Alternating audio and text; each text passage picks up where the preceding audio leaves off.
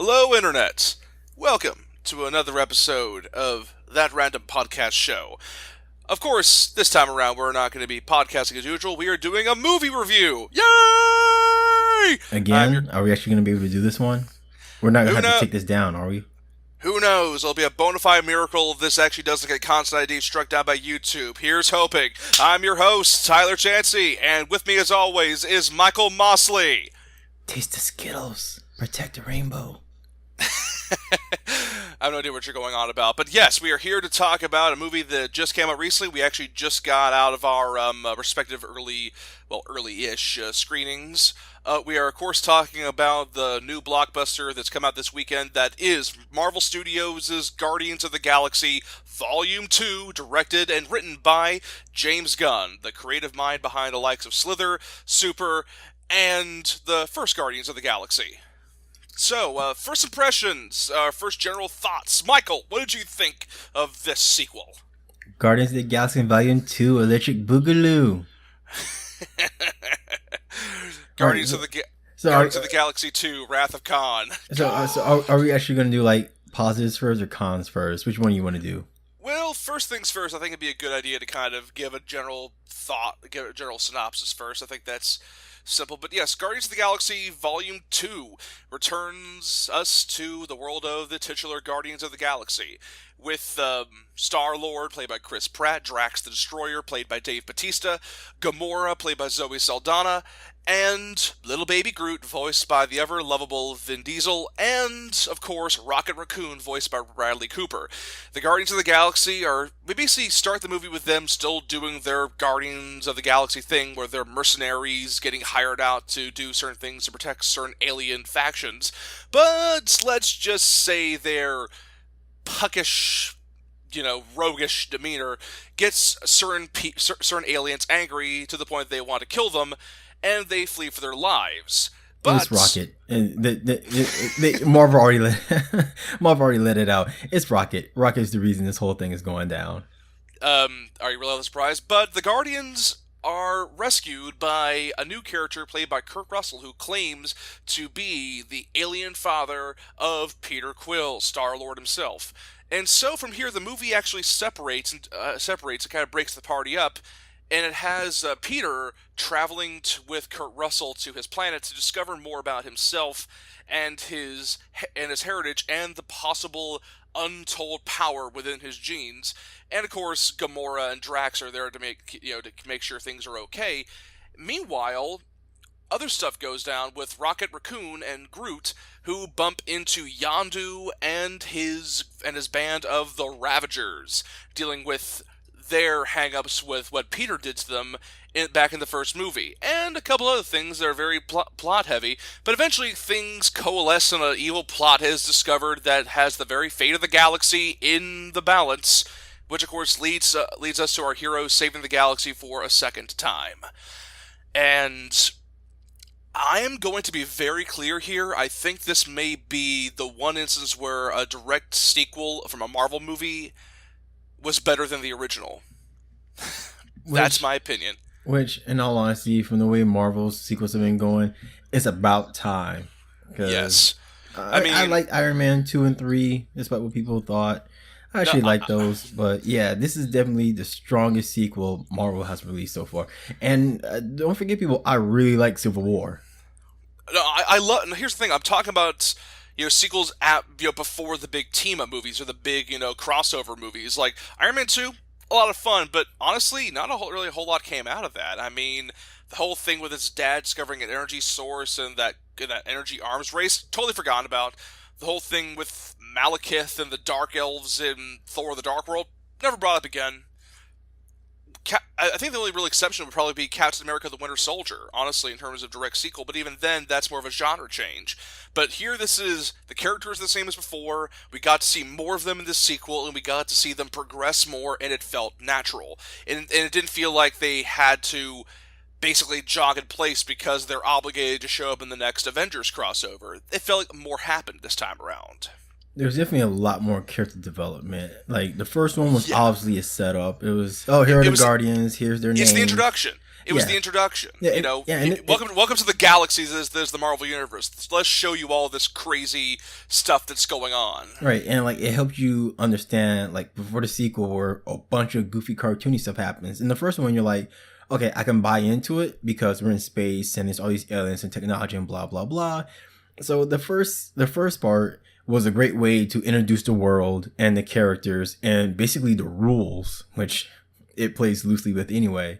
So with the sequel, Eh.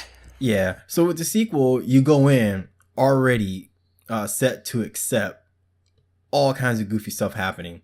And Yes. man, does it happen quickly. Pretty much an opening shot. Star Yes. Lord is already telling jokes.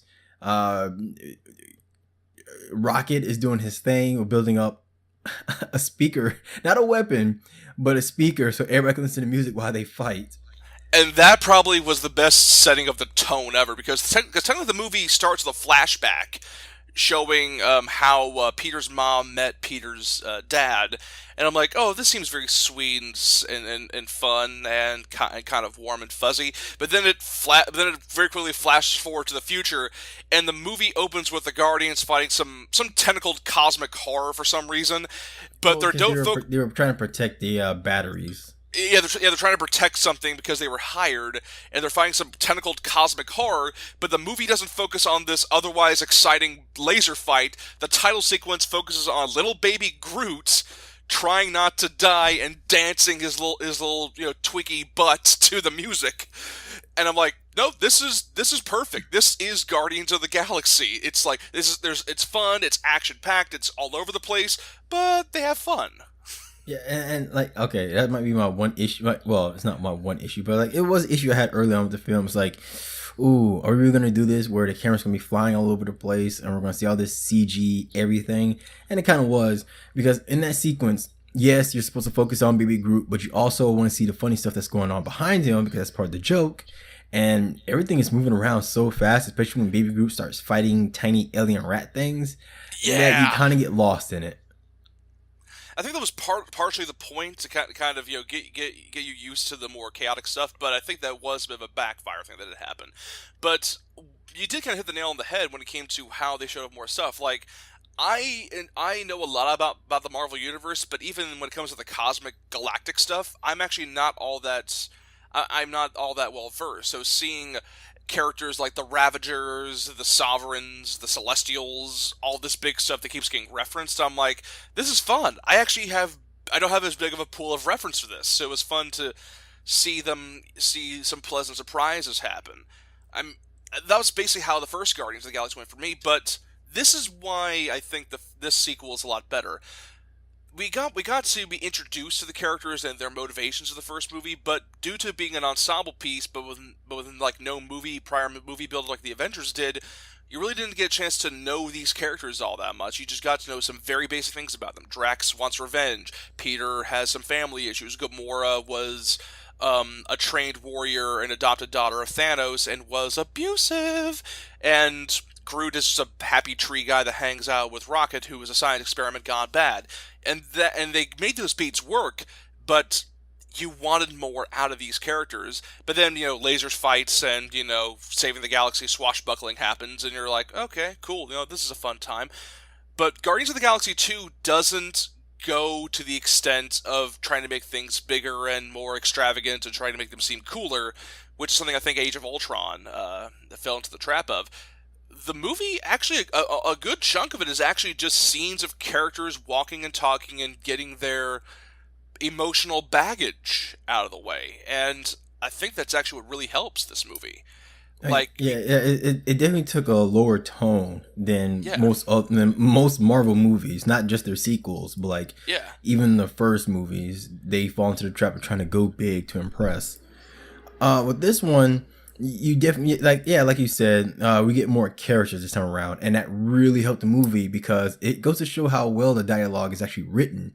Because every character actually has something to say, they have something to contribute, and they all get developed. Even Mantis, like even though her part Oh, the isn't new huge, character, Mantis. yeah, even though her part isn't huge in a way, you still get a feel for her and her character development as she It, hangs out with she's Drax, oh yes.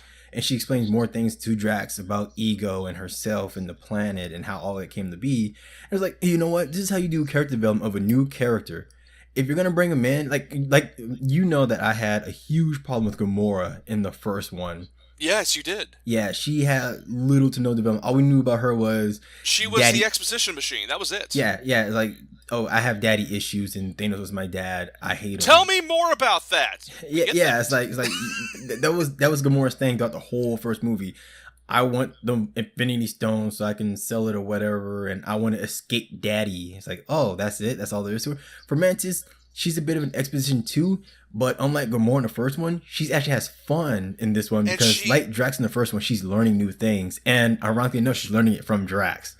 she's very empathic too. She's very caring. She wears her emotions on her sleeve more so than these more damaged characters, and it's fun to see that play off each other. It felt more natural, and I liked that. And you mentioned Gamora before. We got more texture with Gamora. Like Karen Gillan's character Nebula returns in this one. I'm not gonna say in what capacity, but we got a chance to see more of their interactions and more about their history with having their father be a genocidal maniac mad god. And it was really fun and surprisingly touching to see that kind of torment brought up but made it feel good. But here's the thing, guys, this movie gets dark. This movie actually has some pretty dark moments to it, but this is still a very funny movie because this is something I find amazing with James Gunn. He directs some really dark and messed up movies, but he always manages to put in just enough levity that it's tolerable. Like, it doesn't go into grimdark territory, as I like to keep saying. They don't beat you over the head with how dark and depressing it is, because this is still an optimistic movie. I mean, you had some problems with it, but I still love how the Marvel Universe's visualization of a galaxy is bright and colorful and full of optimism and imagination. Okay, well, Right? the reason I had a problem with that is because man, the saturation on those colors were outlandish. Like I get it. They're trying to sell Skittles or whatever. I can understand why Skittles decided like, oh yeah, we're going to get a sponsorship with Guardians. Taste the rainbow. Because man, everything is so bright. Every blast, every character, like even the dark characters, like they pop out. It's like, geez, man. You know what? I understand this is a CG world, but you guys can like tone it down just a little bit. I'm saying crank it up. Man, not me.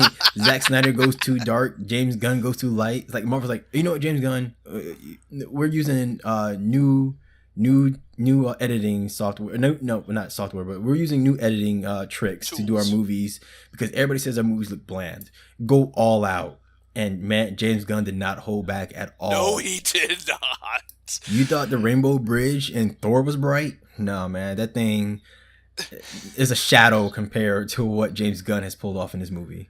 And as I said before, I like how their visual shorthand for alien races are like bright colored skin creatures. I like that. I like how they keep that up with Well, this movie. Like, even some of the more darker tone characters, like the ones who look like they had scales all over their bodies.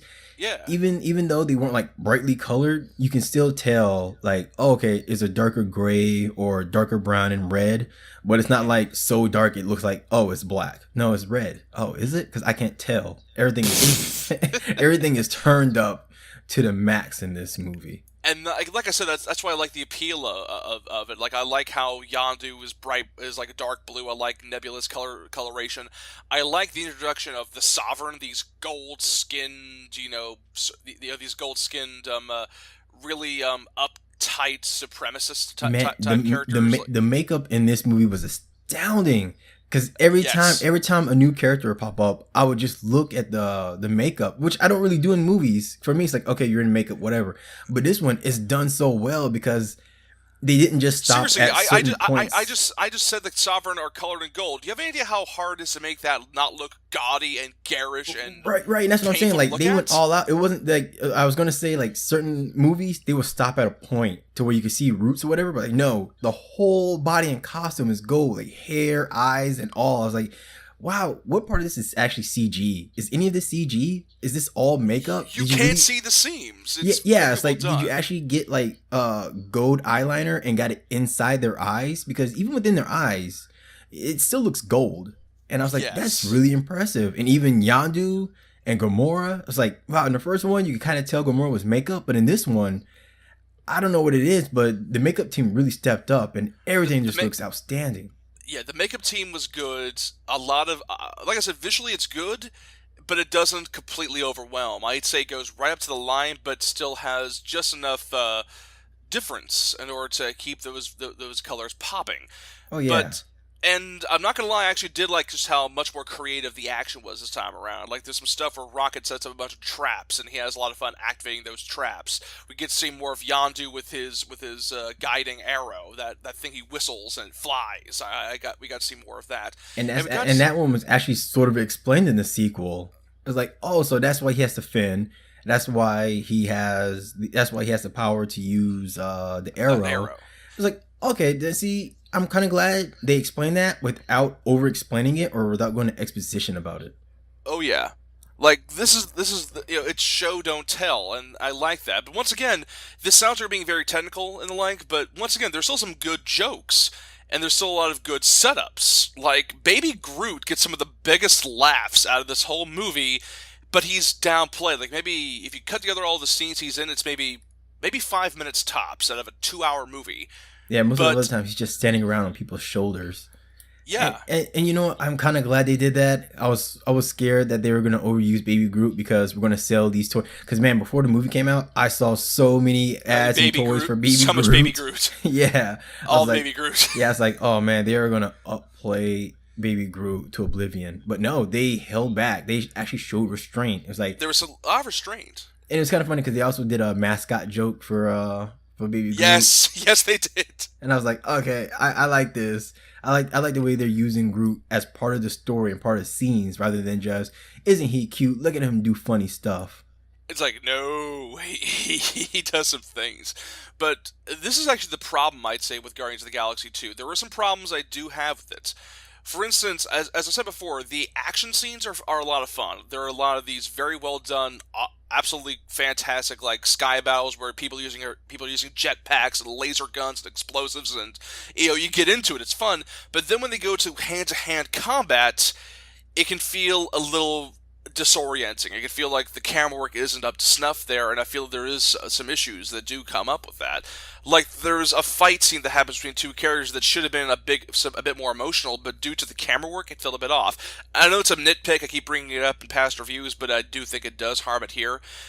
And I believe you did have some problems with some plot holes near the third act, which I tried to assuage when it came to before we recorded. But that's spoiler territory. But I will say this: the third act doesn't. It feels fresh. Like it feels fresh in the way it's handled. Like it reminded me a lot of the finale of Doctor Strange. Like a lot of people keep saying, usually Marvel movies have a certain fixed kind of climax they keep going to, and it's kind of played out. But they've been changing that more so now between like Civil War, Doctor Strange, and now Guardians of the Galaxy 2 does something similar, and it's still exciting and fun. And we're not going to spoil anything here, but the ending is surprisingly emotional. There's some very powerful scenes near the end when the credits roll, and it's perfect and it's amazing, and people are going to be talking about it. So do yourself a favor and try to go in as blind as possible when it comes to this movie. Like we're basically saying it flat out. This movie is good. I definitely enjoyed it, especially the ending. And it wasn't just the ending that was emotional. Like the characters, their development was pretty emotional. Even Gamora's daddy issues, they found a way to make that interesting this time around, other than just be, oh, I have daddy issues. Oh no, I hate Thanos. This is my character. Yeah. Let's move on. Like it actually built the character into someone. It's like, okay, this is great. And they're still playing the whole Gamora, Star-Lord thing. But it's not... There's character... There's informed characteristics, and there's character. She has character now. Yeah, she has character in this one, and a bit of a personality too. And I'm so glad that they're still doing the whole Gamora Star-Lord thing, but they didn't this will they won't they is their thing kind of thing. Yeah. Yeah, they clearly have chemistry, but they didn't try to ship them, if that makes any sense. Yeah, like you can tell there's something there. They know something's there. The movie hints at it's like we all know how this goes, but it's not going to go the way you think it is. And it keeps playing that. And I'm like, you know what? I'm okay That's with fine. this because like a And lesser movie, a lesser writer and director would have had these two hooked up halfway through the scene or it would halfway have through the felt very movie. forced. Yeah, But that's something else. Well, like this is a good movie. It's got some great moments, and there's a great amount of character and performance that goes into it. Like this is not overly explained. It feels natural. The beats are clearly there, and I'll speaking of say, beats, what you think yeah, about there's the some. music? Oh my goodness, yes, like yes. More of that delicious 70s and 80s music needle drop moments. I actually got into a bit of an argument with somebody. They said, okay, how come Guardians of the Galaxy gets away with this and Suicide Squad doesn't? But before I could say anything, he said, you cannot say anything negative about Suicide Squad. You should use an example from Guardians of the Galaxy. And this movie actually follows through on what I was trying to say. The songs are used in world. They are diegetic. When Star-Lord clicks on that Walkman and he puts his earbuds in, the music he's hearing is the music we're hearing, and the music that everybody else is hearing, we're all hearing. And it's part of his character. I mean, it's tied to his family, his ties to Earth, and they make that work. It's actually part of how Peter bonds with his alien father, because apparently they both have similar tastes in music, and that makes it much more character focused. Not to mention that and yeah, and I'm gonna follow up on that. The reason it's so important is because, like you said, it tied those two together, and it all came through the mother and her love for music. And as we saw in the beginning, when you, like you said, when they were showing how Ego got with Peter's mom, Hmm. it was through music. Like Yes. they shared everything through music. So yeah, music plays a huge part in the Guardians universe. And This isn't just a needle drop. Haha! I recognize that. It's like no, it's central. yeah, it's like no, each one has a reason. In fact, Ego, played by Kurt Russell, even uses a song as part of his dialogue Yeah, to talk to Peter. And it's like, yeah. hey kid, you know, I really did love your mom. It's like I don't believe you being my dad and all this. And he spoke out lyrics to a song that Peter knew that was a favorite of his mother. And that cemented everything. It's like, wow, you know what? This is really good. This is how you use music in world and in a movie. It's not just all this popular song is in a trailer. It's like, no, it's part of Peter, and this is Peter's story. Exactly. And as I said, there are some nitpicks here and there, but these are very, very minor. Like I just mentioned there's some action problems here and there, and there. I think that's more due to some of the iffy editing that we get like randomly. Like the movie is so well edited, and then when you get to the hand to hand fight scene, it's like Yeah, they definitely got the B team, the second they even got the second team to do this. I don't think I don't want to say James actually directed that from how well he directs every other scene, but it seems like hand to hand combat he just can't pull that down because the editing on that was kind of rough. it was very rough, but everything else fits. Like this movie jumps between several leads, and I'll say it again. Everybody gets an arc. Everybody gets development. You learn more about these characters. And once again, no spoilers, but the finale is something truly beautiful and emotional, and I didn't expect that to be coming out of freaking James Gunn's Guardians of the Galaxy Volume 2. Or a Marvel movie in general, because we all know how we've been disappointed by some of the emotional stuff that the Marvel universe tried to pull off so far. Well, they did pay off certain parts of it in Civil War, but even then, that is mildly undercut, but not Yeah, by a whole lot. So, yeah, I would say Guardians of the Galaxy Volume 2 was a lot better than I was expecting. Like I said, I'm holding it up as better than the first movie, which isn't a bit of an anomaly. So, yeah, let's get to our final scores of Guardians of the Galaxy Volume 2. Michael, out of 5 stars, how much would you give it? this is a solid four. Like other than the whole oversaturated coloring, some of the rough editing close to the end with some of the fight scenes, and a couple little plot holes that you and I talked about before we started recording. Very, Spoilers. yeah, it'll be spoilery, so we're not going to talk about it in this review. But those little nitpicks, they stopped me from truly loving this movie. But at the same time, I would definitely go see it again. In fact, I would drag a friend with me who knows nothing about Guardians of the Galaxy and just make them watch the first one, and then take them to go see Volume Two. Just go right back to back. Yeah, I would. In fact, a theater near me was doing a double feature showing Guardians 1 and then going into Guardians 2. If it wasn't shown in 3D, I would have probably gone to that double feature. But hey, that's just me. All right. Believe it or not, my score is similar to yours. Four out of 5 stars. Like I We said, actually agreed on something? You're right. We're actually agreeing on it, although for slightly different reasons. Like I said, there were some editing issues. I actually grooved on the very busy visuals. I like the characters, and the villain in this movie is surprisingly interesting and well rounded, which is once again an anomaly for a Marvel movie.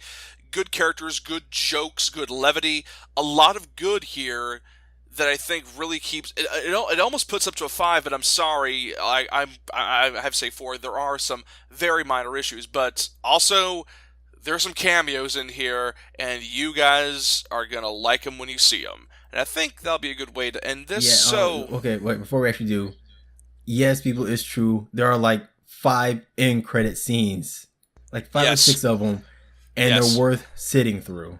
every single one of them. Yeah, especially if you watch the credits, because there's a character that technically hasn't shown up in the Marvel universe that showed up in the scrolling credits.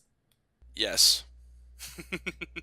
So there's a lot there's that. there's a lot of Easter eggs and a lot of shout outs that happen, and a lot of them are so much fun. But yes, some of them are gags, some of them are legitimately entertaining, and also good world building. So hopefully we'll get to see more of them in Infinity War.